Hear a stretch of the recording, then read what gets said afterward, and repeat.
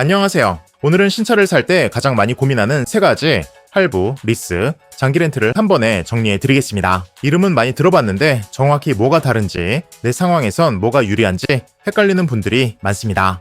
그래서 오늘은 복잡한 설명은 빼고 결국 무엇을 선택해야 손해가 적은지 기준만 딱 잡아드릴게요. 먼저 할부부터 보겠습니다. 할부와 일시불은 공통점이 있습니다. 차량이 내 명의로 들어오고 소유권이 확실히 내 것이 됩니다. 일시불이 가장 단순하고 보통 총비용도 가장 낮게 끝나는 편이죠. 다만 현금 여유가 부족하면 할부를 선택하게 됩니다. 이때는 이자가 붙는 대신 내 차를 내 명의로 가져간다는 확실한 장점이 있습니다. 그 다음 리스와 장기 렌트입니다. 둘 다 기본 개념은 차를 빌려 타는 방식입니다. 계약기간은 보통 36개월, 48개월, 60개월이 많고요. 월 납입금을 내면서 내 차처럼 쓰지만 중요한 차이는 소유권입니다. 리스와 장기 렌트는 차량 소유권이 내 것이 아니라 리스사나 렌트사에 있습니다. 나는 그 차량을 기간 동안 이용하는 구조인 거죠. 여기서 핵심 개념이 잔존가치입니다. 리스나 장기 렌트는 계약을 시작할 때 만기 시점에 이 차가 중고로 어느 정도 가치가 남을지를 미리 잡습니다. 그게 잔존가치입니다. 그리고 차량 가격에서 잔존가치를 빼고 남은 금액을 계약 기간으로 나누어 월 납입금이 만들어집니다. 예를 들어 차량가가 5천만 원이고 잔존가치를 1,500만 원으로 잡으면 남은 3,500만 원을 60개월로 나눠서 월 납입금이 계산되는 식입니다. 그래서 같은 차라도 잔존가치를 높게 잡으면 월 납입금은 내려가고 반대로 잔존가치를 낮게 잡으면 월 납입금은 올라갑니다. 다만 여기서 함정이 하나 있습니다. 월 납입금을 다 냈다고 해서 차가 자동으로 내 것이 되지 않습니다. 계약이 끝나면 원칙적으로 차량은 회사에 반납하는 구조입니다. 인수를 원하면 처음에 잡아둔 잔존가치 금액을 만기 시점에 한 번에 내야 내 차가 됩니다. 즉 월 납입금이 싸 보이는 이유가 남은 금액을 나중에 몰아내는 구조일 수 있다는 점을 꼭 기억하셔야 합니다. 반납할 거면 잔존가치가 상관없지만 인수할 거라면 잔존가치까지 합쳐서 총비용을 봐야 합니다. 그럼에도 리스와 장기 렌트를 선택하는 이유가 있습니다. 첫 번째는 월 부담을 낮춰서 비싼 차를 단기간 경험하려는 수요입니다. 고급차나 수입차처럼 차량가가 높은 경우 잔존가치를 높게 잡아 월 납입금을 줄이고 3년만 타고 반납 같은 선택을 하는 방식이죠. 내 차로 오래 끌고 갈 생각이 아니라면 이런 방식이 체감상 합리적으로 느껴질 수 있습니다. 두 번째는 사업자 구조입니다. 사업자는 리스나 장기 렌트 비용을 일정 한도까지 비용으로 인정받을 수 있습니다. 대표적으로 연 1,500만 원 한도 얘기를 많이 하고 차종에 따라 부가시설이나 추가 혜택이 갈리는 경우도 있습니다.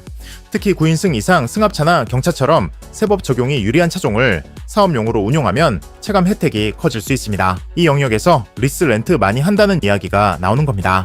이제 리스와 장기 렌트의 차이를 보겠습니다. 가장 큰 차이는 보험 구조입니다. 리스는 보험을 운전자 명의로 가입하는 경우가 많습니다. 그래서 운전 경력이 인정됩니다. 무사고로 유지하면 갱신할수록 보험료가 내려가는 흐름도 만들 수 있죠.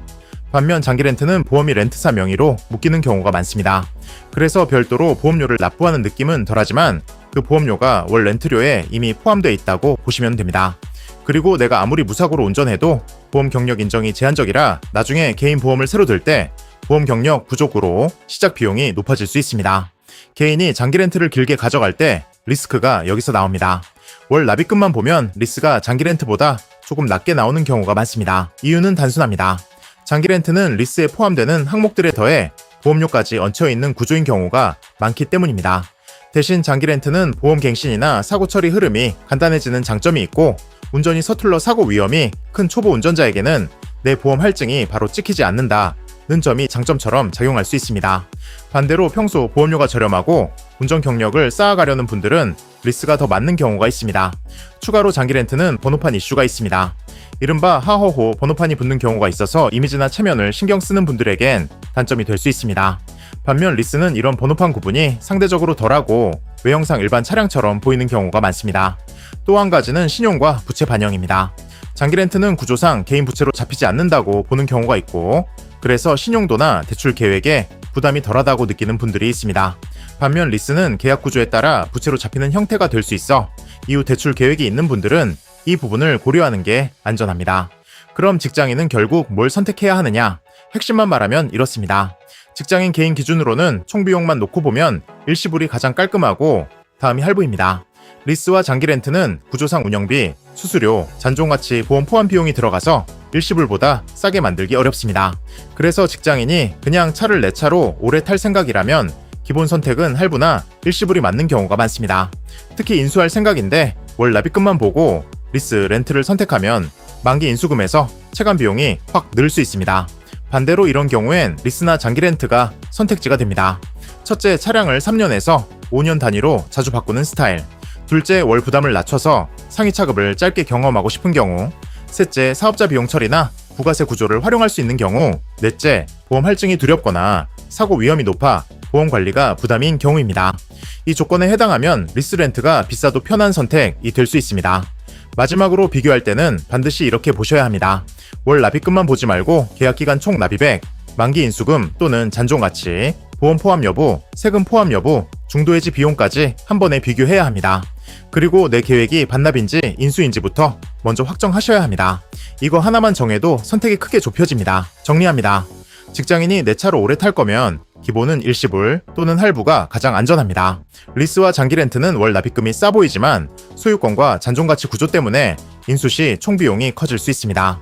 다만 짧게 타고 반납하거나 사업자 비용 처리 목적이 있거나 보험 관리가 부담이라면 리스, 장기 렌트가 맞을 수 있습니다.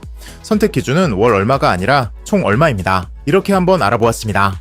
더 자세한 상담 문의는 고정 댓글에 있는 링크 클릭하시면 저희 담당자가 연락드리겠습니다. 감사합니다.